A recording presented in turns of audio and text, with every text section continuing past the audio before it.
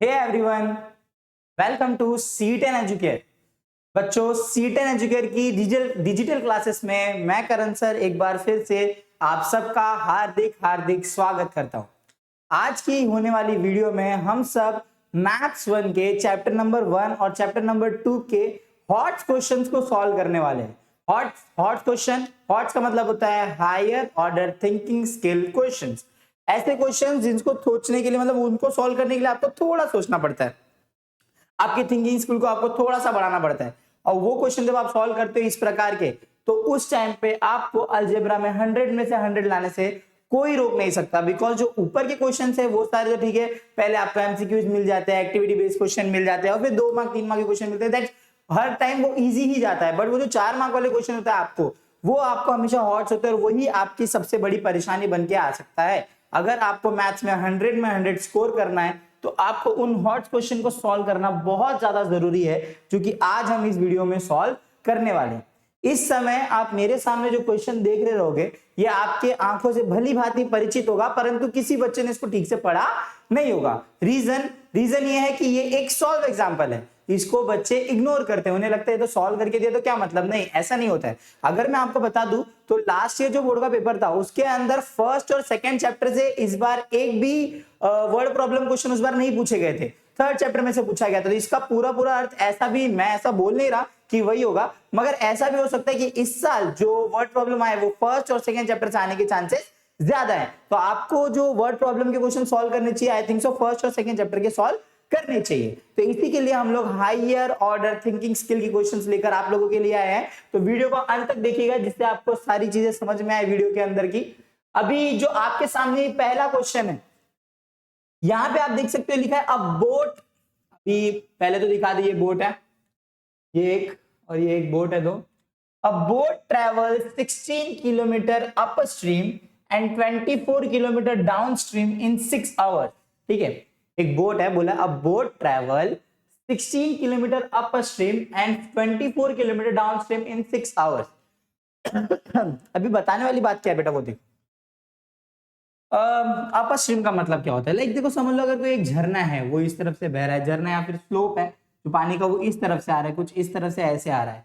और कोई आपका जो रैंडम बोट है वो कुछ इस प्रकार, इस दिशा में, इस डायरेक्शन में ऐसे ऊपर की तरफ ट्रेवल कर रही है। That's your upper stream. क्या बोलते हैं इसको, हम लोग बोलेंगे अपर स्ट्रीम। लेकिन इस समय पे हमेशा याद रखो, जब ये ऊंचाई से आ रहा है तो पानी इस तरफ फ्लो कर रहा होगा। ठीक है, माने ये जो फ्लो है ये वाटर का है और ये जो फ्लो है वो बोट का है। तो आप ध्यान से देख सकते हो। अब बताओ, अगर मैं किसी पानी में तैर रहा हूं, अगर मुझे तैरने के लिए बोला गया है, मैं तैर रहा हूं, पानी अगर इस तरफ फ्लो कर रहा है और मुझे इस तरफ तैरना है, तो ऑब्वियस सी बात है मुझे ताकत ज्यादा लगेगी। एट दैट टाइम पानी हमेशा मुझे क्या कर रहा होगा, अपोज कर रहा होगा। क्या कर रहा होगा, अपोज कर रहा होगा। तो मेरी स्पीड में कुछ ना कुछ तो अफेक्शन आएगा, वो अफेक्शन किसका होगा, पानी का होगा। ओके, और बात रही डाउन स्ट्रीम की। डाउन स्ट्रीम में क्या होता है, देखो ये अभी ये समझ लो फ्लो ऑफ रिवर है। अब डाउन स्ट्रीम माने पानी इस तरफ बह रहा है और जो बोट का ट्रैवलिंग वो भी इसी तरफ का है।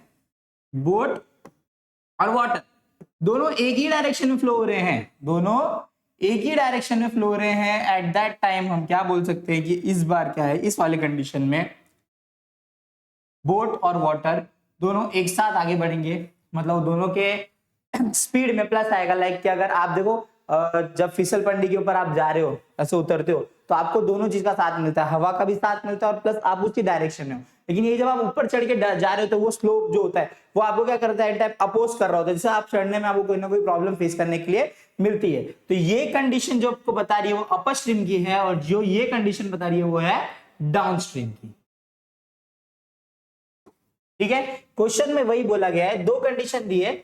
एक बोट है जो कि 16 किलोमीटर ट्रेवल करती है अपर स्ट्रीम एंड 24 किलोमीटर ट्रेवल करती है डाउन स्ट्रीम में, और ये पूरा कवर करने के लिए उसको 6 आवर्स लगते हैं। और एक और वही सेम बोट है जो ट्रेवल करती है 36 किलोमीटर एंड अपर स्ट्रीम में एंड 48 किलोमीटर डाउन स्ट्रीम में 13 आवर्स में। तो आपको find the speed of water current and speed of boat in still water आपको फाइंड आउट करना है। तो चलिए, ये आपको अपर स्ट्रीम और डाउन स्ट्रीम की कंडीशन यहाँ पे एकदम अच्छे समझ में आ गई थी जो मैंने बताया। अब ये जो समझा है, अब हम लोग आगे बढ़ते हैं क्वेश्चन को सॉल्व करने की तरफ। ठीक है, चलिए।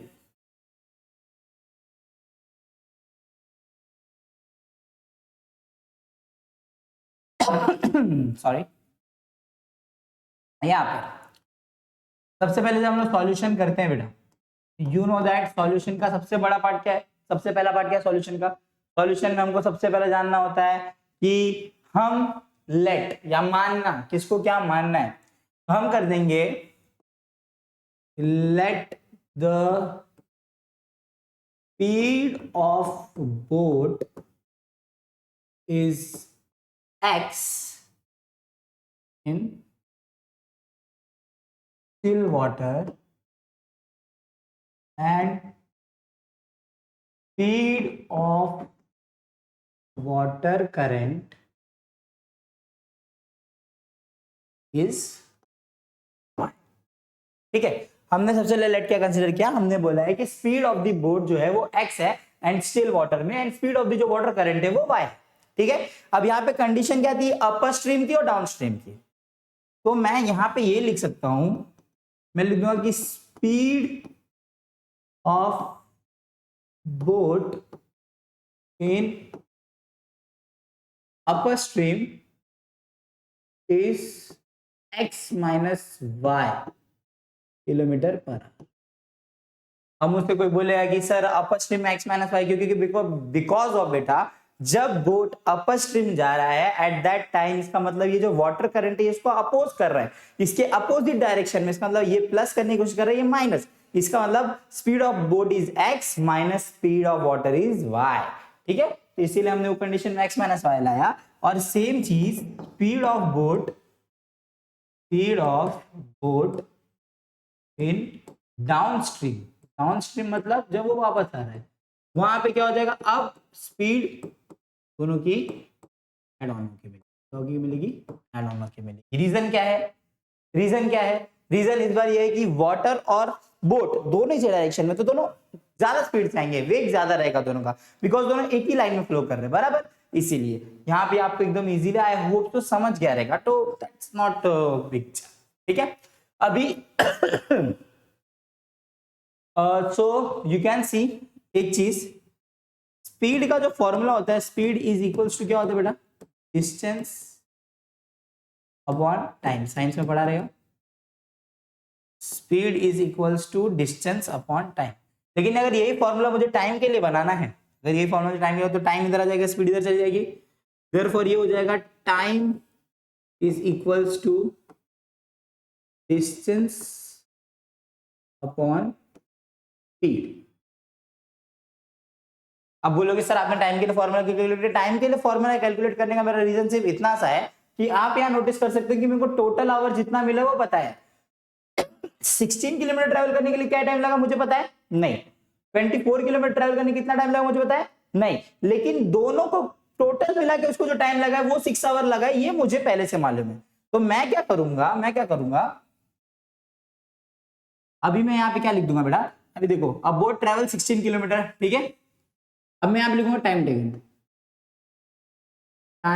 Taken by boat to travel 16 kilometre is, अब यहां पे 16 किलोमीटर क्या था बेटा, अपर स्ट्रीम, और अपर स्ट्रीम के लिए क्या स्पीड है, x माइनस वाई, और डिस्टेंस क्या है 16 kilometre, 16 kilometre in upper stream is 16 upon x minus Y बराबर 16 upon x minus Y, and time taken to travel 24 kilometre in down stream is 24 upon x plus y। समझा hours time ये। अब आप बोलोगे sir ये कैसे, तो think, सबसे पहले मैं यहाँ पे आपको सिर्फ इसको देखना है, यही वाला कंसेप्ट सेम उधर पे क्या बोला मैंने कि दोनों को मिलाकर, दोनों बोट को मिलाकर ट्रैवल करने में जितना टाइम लगा था हमको पता था, कितना लगा था 6 घंटा, 6 आवर्स। 16 किलोमीटर ट्रैवल करने के लिए कितना लगा मुझे पता नहीं था, 24 किलोमीटर ट्रैवल करने के लिए कितना लगा मुझे पता नहीं था, लेकिन दोनों को ऐड करूंगे दोनों के टाइम को तो 6 घंटे लग रहे थे। तो मतलब ये टाइम और ये टाइम दोनों को ऐड करोगे तो 6 घंटे हो रहे हैं। अब वो टाइम और वो टाइम दोनों टाइम मुझे निकालना पॉसिबल है क्या? नहीं, क्योंकि मुझे पता नहीं, लेकिन कंडीशंस मुझे मालूम है, मुझे उसका डिस्टेंस पता था, मुझे उसका स्पीड पता था। 16 किलोमीटर का डिस्टेंस था और डाउनस्ट्रीम और अपर स्ट्रीम का डिस्टेंस जो स्पीड है वो मैंने निकाला हुआ था। तो मैंने फॉर्मूला देखा, टाइम का फॉर्मूला होता है डिस्टेंस अपॉन स्पीड। क्या होता है? Distance upon speed. तो डिस्टेंस 16 किलोमीटर और जो स्पीड लगेगी अपर स्ट्रीम की वो x माइनस वाई, इसीलिए पहला ये हो जाएगा। तो यहां पे आप लोग लिखोगे according to first condition, according to first condition दोनों के टाइम को ऐड करोगे तो 16 हो, तो ये 16 upon x minus Y plus 24 upon x plus y is equals to 6. It will be your equation number 1. Hopefully easily समझ रहा होगा कि मैंने क्या बोला, दोनों के टाइम को प्लस करो, टोटल आवर जो है वो सिमिलरली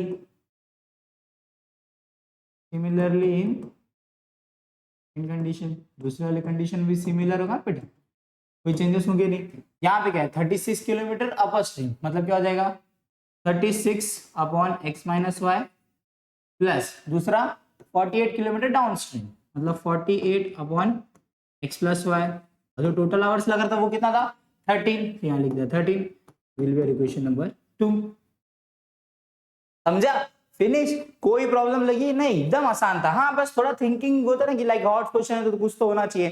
तो एक ही चीज समझने जैसी थी, वो क्या था समझने जैसा, वहां पे था कि x माइनस वाई और x प्लस वाई और time is equal to distance upon speed, ये कंडीशन पता है, then you can solve this question easily. अब हमें हमारे दो इक्वेशन मिल गए, ठीक है, हमें हमारे दो इक्वेशन मिल गए। क्या मिला हमें? दो हमारे इक्वेशन, एक मिला है 16 upon x minus Y plus 24 upon x plus Y is equals to 6, it your equation number 1, और एक मिला है 36 ना, I think so, 36 upon x minus Y plus 48 upon x plus Y is equals to 30, it's your equation number 2, right? देख लो back करके, एकदम बराबर, ठीक है। अब इस प्रकार के क्वेश्चन को सॉल्व करना आपने सीखा है पहले से। में क्या करेंगे हम लोग, let the 1 upon x minus y is equals to m and 1 upon x plus y is equals to n।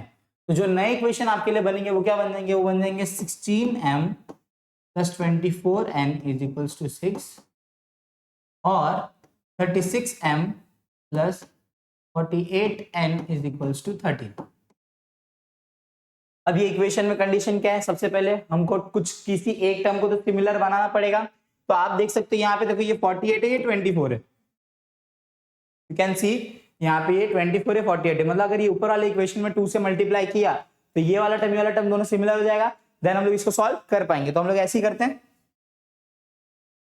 Multiplying by 2 in equation third, ठीक है, ये हो जाएगा 2 multiplied by 16 metre plus 24n is equals to 6, multiply करो 32m plus 48n is equals to 12, it's your equation number 5, ठीक है।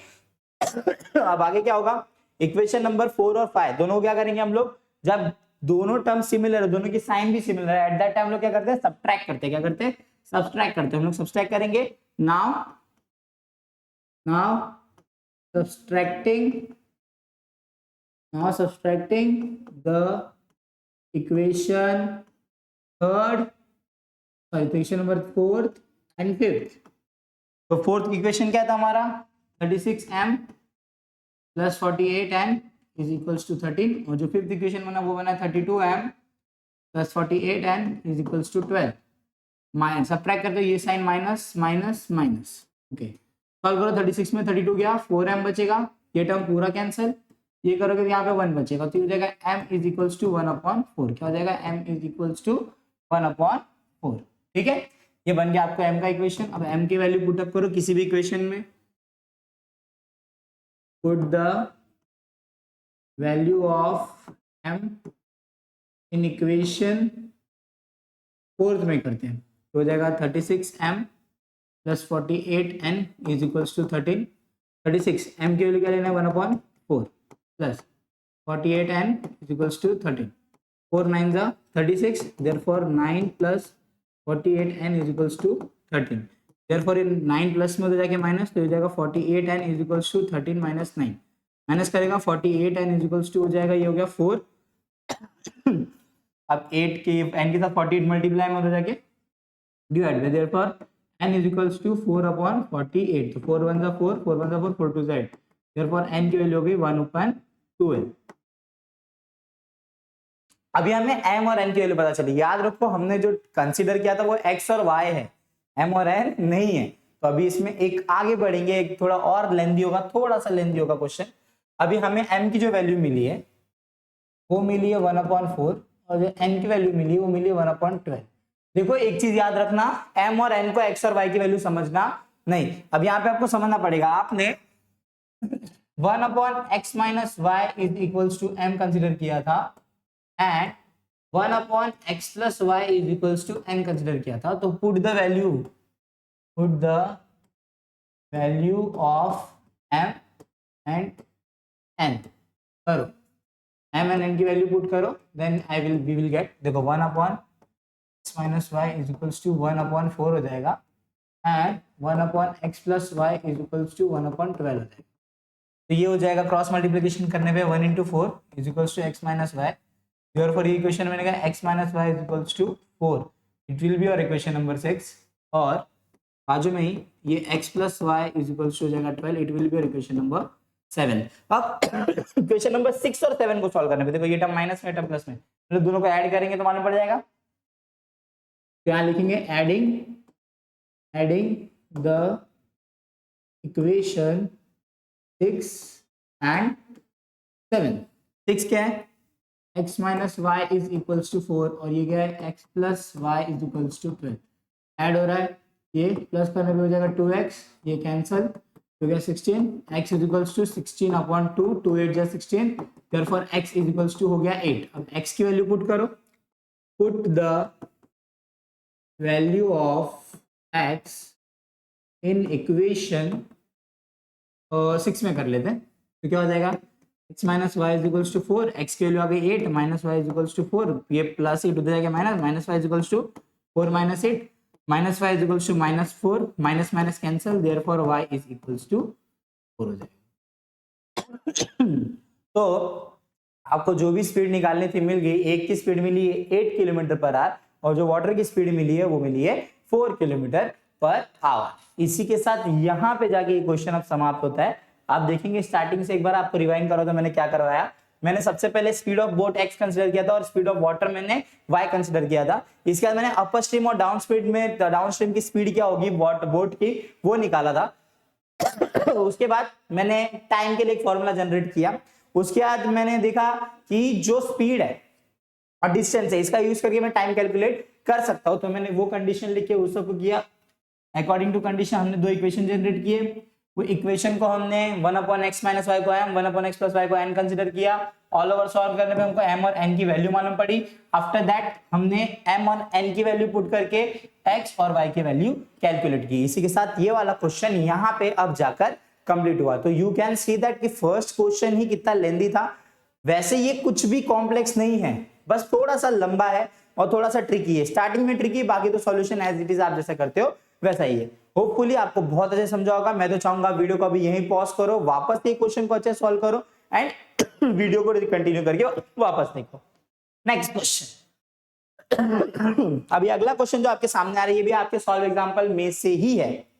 अभी आप लोग को लग रहा रहेगा सर बोल रहे कि सॉल्व एग्जांपल में से ये सॉल्व एग्जांपल है, सॉल्व एग्जांपल ही है तो आप सब तो वही करवा रहे हो सर. व्हाट हॉट, यहाँ हॉट क्या हो गया. बेटा देखो जो सॉल्व एग्जांपल आपको टेक्स्ट बुक के अंदर दिया है वो इग्नोर करने के लिए दिया गया नहीं है. आप लोग मैक्सिमम टाइम में देखता हूँ बच्चे उसको इग्नोर करते हैं, बट वो वहां दिया है तो मतलब उसका कुछ तो यूज है ना, और हम लोग उसका यूज कर ही नहीं रहे. तो हमें यूज करना बहुत ज्यादा उसका जरूरी है. अभी आप देखो कि certain amount is equally distributed among certain number of students.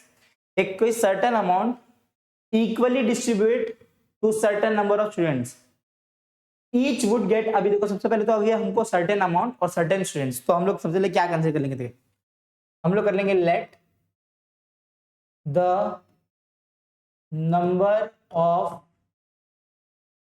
Student is x and the number of amount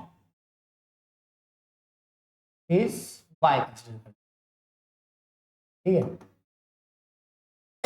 और amount distributed to the student is x into y, ठीक है। क्या बोला, क्योंकि certain amount is equally distributed among certain number of students,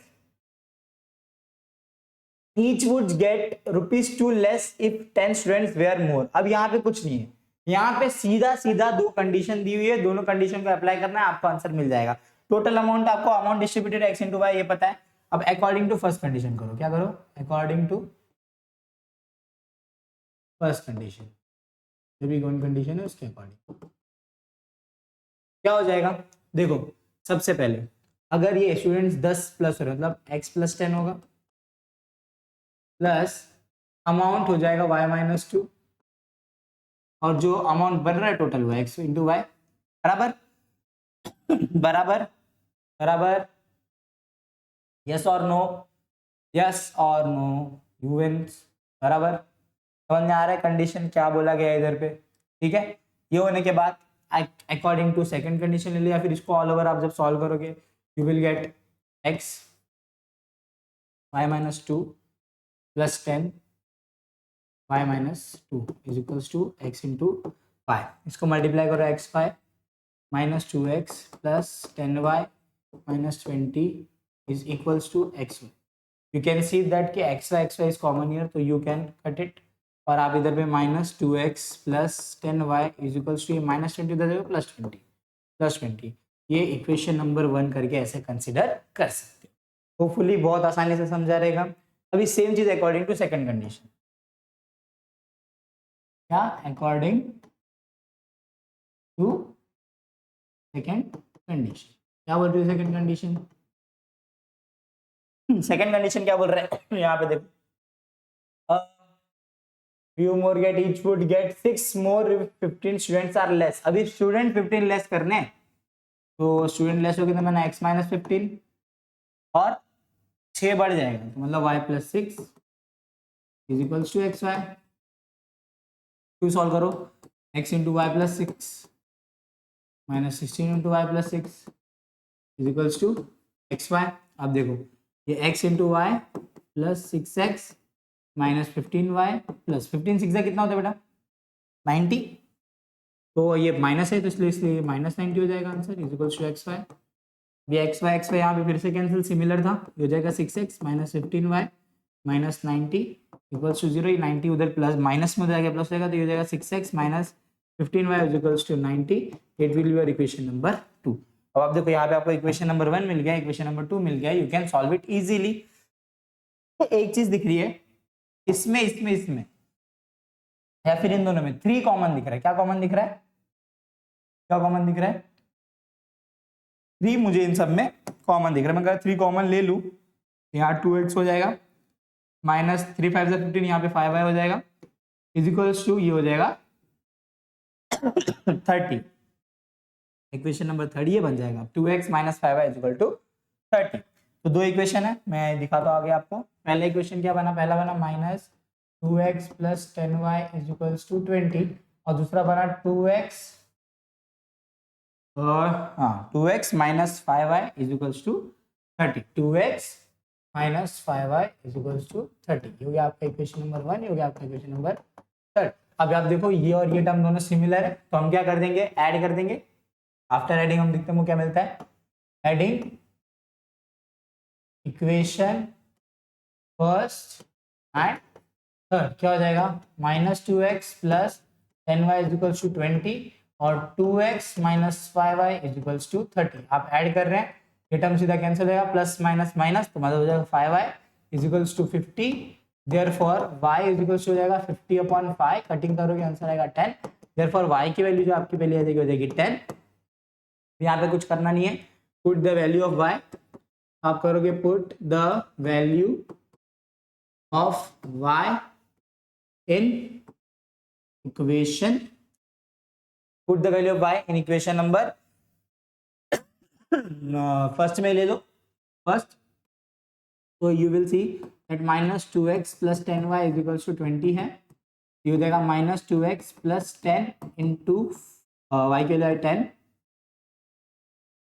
= 20, ठीक है।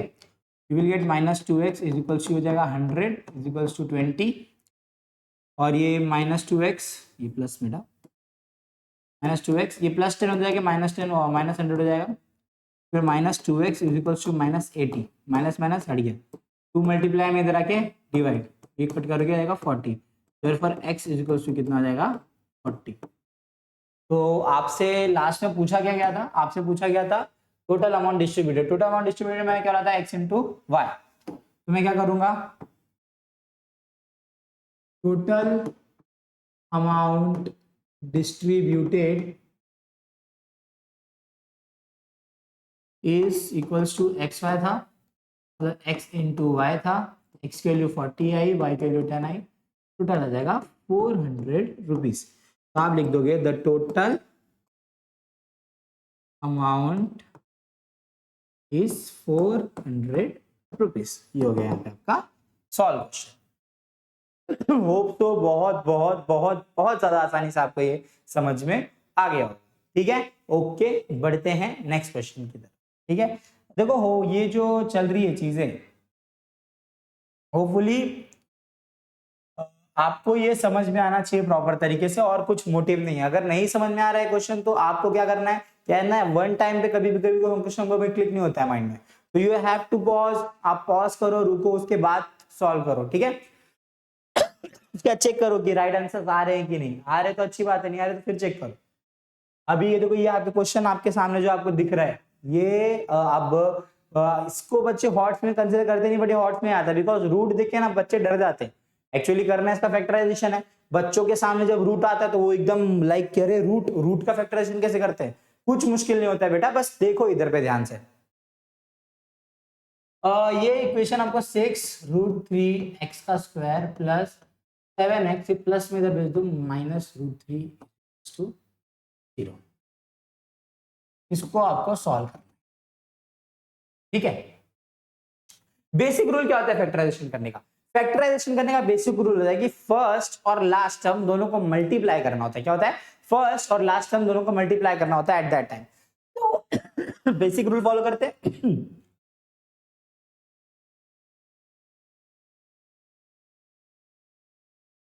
According to basic rule 6√3 × -√3, अभी 6 बनना तो 6 ही होता है, √3 × -√3 क्या हो जाएगा 3, -3 √3, और ये हो जाएगा -18, क्या आएगा -18, बराबर बराबर कि नहीं। अभी आप बोलोगे √3 बेटे देखो, √3 × √3 जब करते हो 3 3 9 होता है, √9 की वैल्यू क्या होती है 3 होती है, तो 3 हो गया, उसमें माइनस, इसलिए माइनस। माइनस को कभी भी देखो, माइनस इग्नोर नहीं करने का। मैंने हमेशा पहले PYQs के भी हमारे वीडियोस बन रहे तो भी यही बोला था, हमेशा एक ही बात बोलता हूँ, माइनस को इग्नोर करने का नहीं। अगर जिसने माइनस को इग्नोर किया, ऑलमोस्ट उसकी जिंदगी इग्नोर कर दी जाती है मैथ्स के अंदर, तो माइनस को इग्नोर आपको नहीं करना। अब 18 को आपको कुछ ऐसे दो नंबर में डिस्ट्रीब्यूट करना है बेटा, कि उसको मल्टीप्लाई करने पे आपका आंसर -18 आए, और एडिशन या सब्सट्रैक्शन करने पे +7 आंसर आए। तो ऐसे दो नंबर आपको निकालने हैं, ठीक है। तो मेरे हिसाब से वो दो नंबर होने चाहिए 9 और -2। अगर 9 और -2 को आप मल्टीप्लाई करते हो तो 9 × -2 -18 होता है, और 9 -2 +7 होता है, तो हम लोग एकदम बराबर है। अब ये देखो, ये हो जाएगा 6√3x² + 9x - 2x - √3 = 0। अब बारी आती कॉमन निकालने की, यहां इन दोनों में और इन दोनों में हमको कॉमन निकालना। कॉमन निकालते टाइम आप देखते हैं कि दो नंबर में से जो दो नंबर कॉमन है हम उसको कॉमन कंसीडर करते हैं। अभी मैं बोलूंगा ये 9 में भी एक 3 है और 6 में भी एक 3 है, तो मैं वो कॉमन निकाल सकता हूं, बराबर। 9 में भी एक 3 और 6 में भी एक 3 है, तो मैं वो कॉमन निकाल लूंगा। तो कौन कॉमन बचेगा, 9 और 3 में कौन कौन, 3 कॉमन निकाल लिया आपने, यहाँ क्या बचा 2√3x² बराबर +3x, ठीक है। लेकिन 3x कॉमन निकालो तो ये ऐसा हो जाएगा कुछ कि 3x दोनों में मैंने कॉमन निकाल लिया, दैट कि 3x = यहाँ पे अभी भी 3√3x+3 ऐसा बचेगा माइनस। लेकिन अगर आप आगे बढ़ते जाओगे तो आपको एक चीज नोटिस में आएगी कि आपको ये वाला ब्रैकेट और ये वाला ब्रैकेट दोनों सिमिलर ही निकालना होता है। तो एट दैट टाइम आप क्या कर सकते हो, आपको ध्यान से मेरी बात सुनिए। तो कोई 9 जो 9 आ रहा है आंसर, और जो √3 है उसको अगर आप देखने जाओगे तो कंपेयर करोगे तो इसके अंदर आप एक चीज नोटिस कर सकते हो कि जो 9 का आंसर है वो आप उसको √9 करके भी करोगे तो you will get same answer, you know that condition. तो whenever we have to find that कि जब हमें सॉल्व करना होता है ये, तो इसमें इसमें 3 और 3√3 कॉमन बोल सकते हैं एक एंगल से। वो कैसे है वो मैं आपको बताता हूँ कि ये 3x यहाँ पर आपने इन दोनों में कॉमन निकाला है, आपका बचा 3√3x प्लस यहाँ पे बचा आपको 3, ओनली 3, 3 3 9 होता है, तो ये 2 बचेगा, 4√3x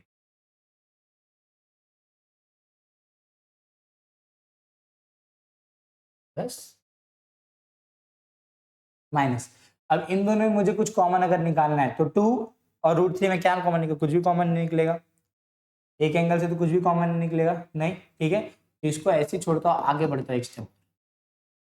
अब यहाँ देखो 3 तो कॉमन निकाल लिया, अभी भी कुछ कॉमन निकाल सकते क्या बेटा, आपको लग रहा है ये 3 है ये √3 है, कुछ कॉमन निकाला जा सकता है।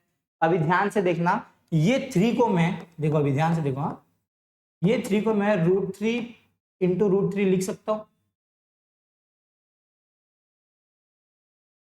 बिल्कुल लिख सकता हूँ, हाँ या ना, बिल्कुल लिख सकता हूँ, क्योंकि √3 इंटू √3 के लिए आती है 3 आती है, तो ये √3 और ये √3 भी कॉमन निकाल सकते हो। 3 के बाद √3 और कॉमन आ गया, अंदर अब क्या बचा, अब बचा 2x प्लस √3, ये बचा से बराबर। अब इन दोनों में कुछ कॉमन है नहीं, तो मैंने -1 कॉमन निकाल देना, क्या बचेगा 2x प्लस √3 इक्वल्स टू 0। अब दो आपको जो टर्म बन रहा है, एक बनेगा 3√3 - 1 और एक बनेगा 2x plus √3 is equals to 0। दो आंसर जैसे आते हैं यहाँ पे भी दो आंसर बनेंगे बेटा। पहले वाले के लिए 3√3 - 1 इक्वल्स टू 0 और 2x प्लस √3 इक्वल्स टू 0, ठीक है। ये -1 हो जाएगा +1, 3√3 इज इक्वल्स टू 1 और ये लाइक √3 के साथ वो मल्टीप्लाई में √3x, यहाँ पे भूल गए हमसे एक चीज, सो सॉरी, लाइक हमने यहाँ पे x कंसीडर नहीं किया, ये x भूलना नहीं है, ये x बहुत जरूरी है, ठीक है। √3x और ये x का रहेगा तो 1/3√3, ये एक टर्म की वैल्यू हो जाएगी। और यहाँ पे 2x इज इक्वल्स टू -√3 और x इज इक्वल्स टू -√3/2, ये एक वैल्यू हो जाएगी। तो जो दो वैल्यूज आएंगे, रूट्स आएंगे इस इक्वेशन के, वो आएंगे 1/3√3 और -√3/2। होपफुली ये क्वेश्चन भी आप लोगों को बहुत ज्यादा आसानी समझ में आ रहेगा। देखो ये वाले टर्म पे एक बार आपने 3 कॉमन निकाला, उसके बाद आपने √3 का एक्स्ट्रा कॉमन निकाला है, ये वाले टर्म को अच्छे से ध्यान देना, ठीक है। यहाँ पे जो आपको चीजें समझ में आएगी वो आगे बढ़ा सकते हो। चलो नेक्स्ट क्वेश्चन की तरफ। अब यहाँ पे एक और क्वेश्चन, अ ट्रेन ट्रेवल्स 360 किलोमीटर। अब ये आप देखोगे तो ये क्वेश्चन है क्वाड्रेटिक इक्वेशन का, किस क्वेश्चन है, क्वाड्रेटिक इक्वेशन का एक क्वेश्चन है। देखो रीड करते हैं इसको easily. A train travels 360 kilometre with uniform speed, एक यूनिफॉर्म स्पीड पे, वो स्पीड हमको पता नहीं है, 360 किलोमीटर यूनिफॉर्म स्पीड पे ट्रेवल करती है। The speed of the train is increase by 5 किलोमीटर/आवर, जो भी यूनिफॉर्म स्पीड है ट्रेन की उसको 5 किलोमीटर वहां से इंक्रीज किया जाता है।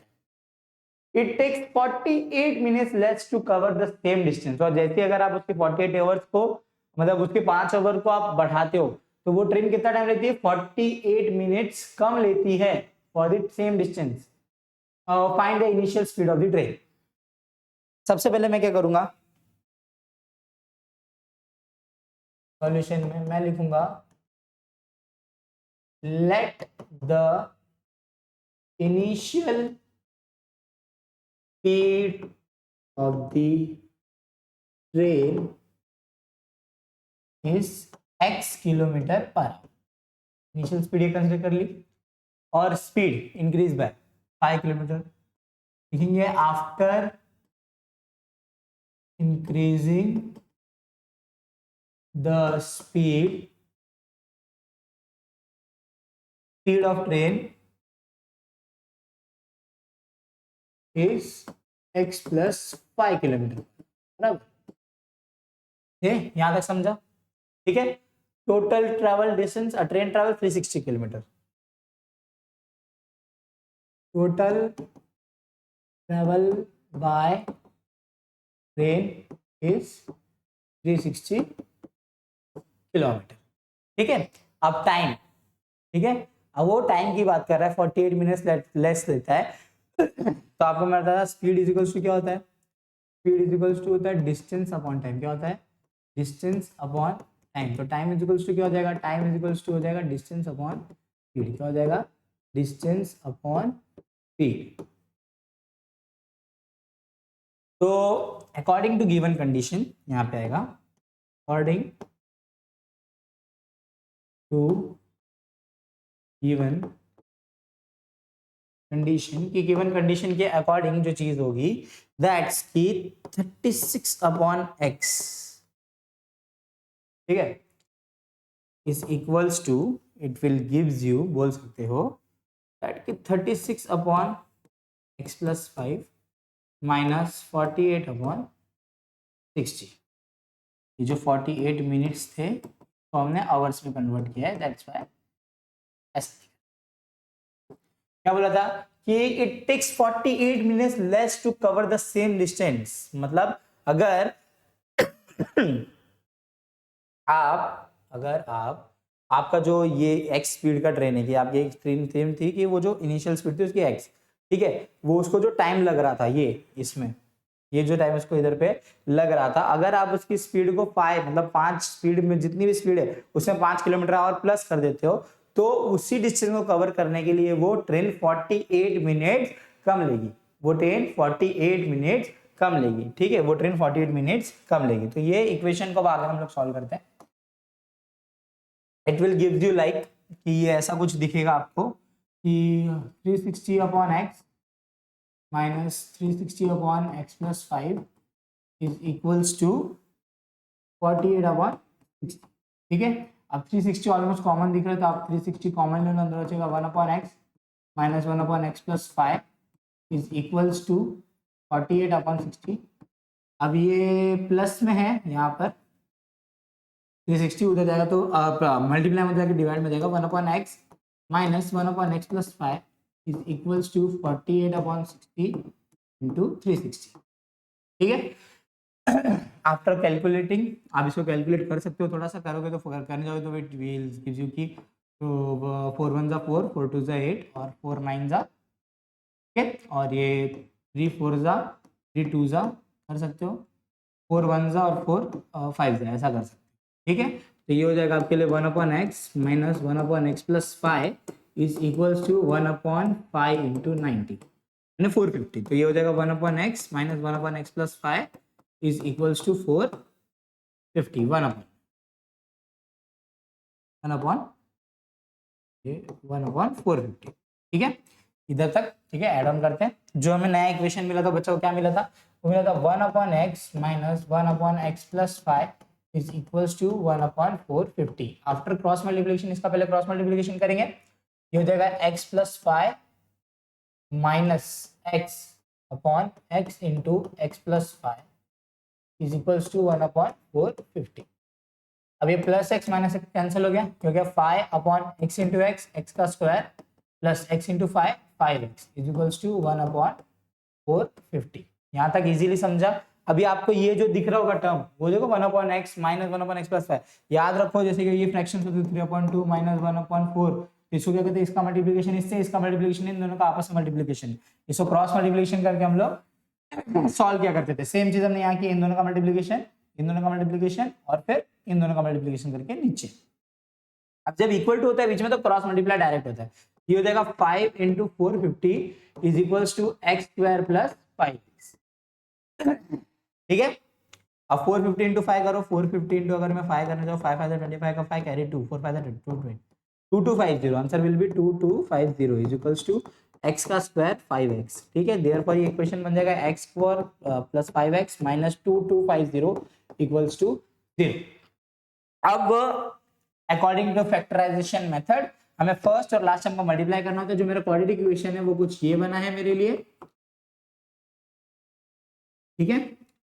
तो अभी फर्स्ट और लास्ट टर्म को मल्टीप्लाई करो तो 1 इंटू -2250 ही होगा, तो -2250। अभी कौन से दो नंबर को मल्टीप्लाई करने पे ये आंसर आता है, अभी हमने देखा, देखो 45 इंटू मतलब 450 इंटू 5 किया था, तो अगर मैं इसको 50 इंटू 45 करूँ तो वही आंसर आएगा मेरे ख्याल से 0, 5025 0 और ये 0, 5020 0 0 5 2 250 बराबर। -2250 प्लस 2 तो मतलब 45 जो छोटा नंबर है उसके ऊपर हमको माइनस लगाना पड़ेगा, ये हो जाएगा 50 ये -45। अब इसको जब सॉल्व करने आओगे तो देखो एक्स का square plus 50x minus 45x is equals to -2250 is equals to 0 बराबर बराबर।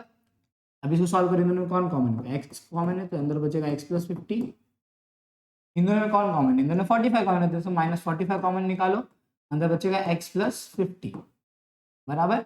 अब इन दोनों को इक्वल्स टू इनके 0 है तो वो कर दो, एक हो जाएगा x माइनस 45 और ये हो जाएगा x प्लस 50 इक्वल्स टू 0, तो it will give you x minus 45 equals to 0 और x plus 50 equals to 0। Therefore x is equals to हो जाएगा 45 ये एक, और ये हो जाएगा x इक्वल्स टू -50 ये एक।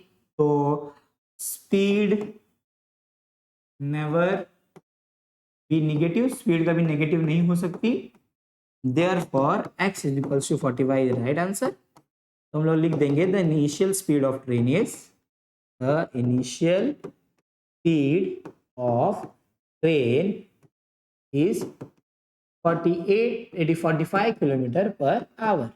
ये हो गया यहाँ पे हमारा क्वेश्चन सॉल्व। तो होप तो आपने देखा बहुत आसानी समझ में आ रहेगा, बिल्कुल कॉम्प्लिकेटेड नहीं था एकदम भी, और इसमें तो कॉमन निकालने में मेरे को लगता है थोड़ा सा भी हमको प्रॉब्लम हुआ नहीं यहाँ पर।